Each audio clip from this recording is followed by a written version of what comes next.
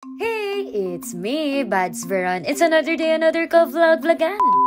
For today's video nga mga kabads, isi-share ko sa inyo na naging coach nga ako. Dahil nga grade 6 na ang mga tinuturuan ko, ako ang naatasan para maging coach. Nasaktuhan nga na Festival of Talents nga ngayon. Ang component nga na sasalihan namin ay itong ang readathon sa Filipino at English. Ang napili nga namin na lalaban sa Filipino ay itong grade 6 na babae. Ang nagustuhan ko nga sa kanya ay ang confidence niya. Dahil sa totoo lang, basta may tiwala ka sa sarili mo ay walang imposible na matututo ka talaga. In the category of English naman, ang lalaki naman ang napili namin. Oras po kayo dahil 5 minutes na. The line where kayo. So 3:55 na ako. So 3:55. Okay, start. Good morning, children. Good morning, everyone.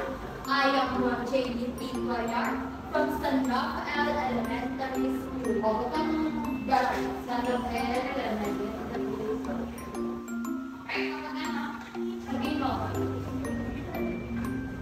Good morning, judges. Good morning, everyone. I am Veronica Cruz from Good morning, judges. Good morning, everyone.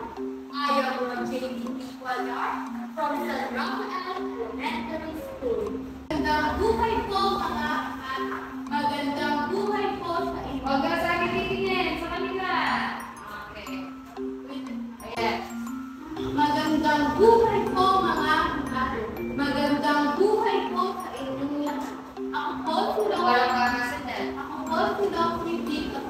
Nakita ko nga rin na may husay talaga ang mga batang ito sa pagbabasa kaya sila talaga ang napili. Sabi ko nga sa kanila ay huwag silang mag-alala dahil maaayos namin unti-unti yung mga dapat ayusin. Sa totoo lang, kinakabahan din ako dahil first time ko talagang maging coach sa ganitong activity. Pero buti na lang talaga nung college kami medyo nahasa kami sa mga instructor namin. At sa ilang araw nga napagpa-practice namin ng mga bata at ito na nga yung araw para ipakita nila ang husay nila. Sa una nga ay nag-register na muna kami. Pagkatapos nga ay mupo na muna kami at nagkikwentuhan nga. Sabi ko nga sa kanila magbibideo ako anak no, kunyari nagkikwentuhan tayo.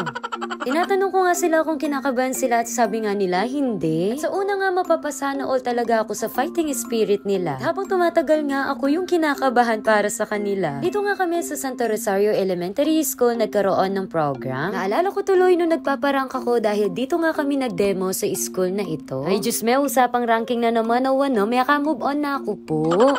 Pagkatapos nga ay nagkaroon ng bunutan at sakto ngang napili ko ay parehas na 11. Pagkatapos nga ng program ay pumunta na kami sa holding area kung saan bibigyan sila ng isang babasahin at pag-aaralan nga nila ito. Nung oras na nga ng isang estudyante ko para mag-perform ay sobrang kinakabahan ako. Hindi ko nga alam kung ano itong naiisip or nararamdaman ko basta naiiyak talaga ako. Habang naririnig ko nga siya sa isang room habang nagpe-perform sobrang bumibilib talaga ako sa kanya. Dahil kung ano yung pre-practice namin at mga sinabi ko sa kanila ngayon naririnig ko talaga. Pagkatapos nga ng isang estudyante ko ay pumunta naman ako sa taas para doon sa Pilipino. Sa totoo lang pagdating dun sa babae talagang kinakabahan ako pero talagang pinagpipray ko. At habang nagpe-perform din talaga siya sobrang na-amaze din ako sa kanya. Sabi ko nga sa kanila pagsali pa lang nila dito at pagbibigay ng best nila panalo na sila. Pagkatapos nga kumain at 1 PM ay nag-start na ang awarding. Sa totoo lang hindi ako nag-e-expect at hindi ko talaga sobrang pressure ang mga bata. Tanging sabi ko sa kanila, ibigay nila ang best nila at ipag-pray namin to. And glory to God dahil nasungkit namin ang 2nd place, 3rd place at 4th place. Kaya ang sabi ko sa kanila ay worth it ang mga ginawa namin. At dahil dyan, deserve nilang mag-Jollibee. Vida ang saya.